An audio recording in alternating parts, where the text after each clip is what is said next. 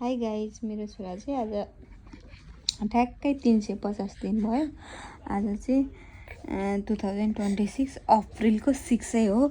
अनि आज चाहिँ मेरो भाइ चाहिँ ठ्याक्कै 350 दिनको भयो।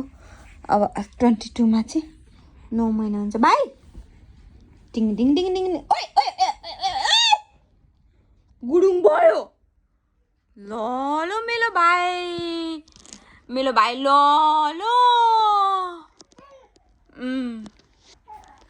भाइ ए भाइ सी दिदी खोइ ओ नो भाइ यता हेर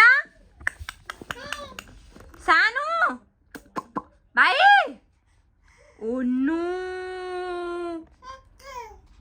ए मेरो सानो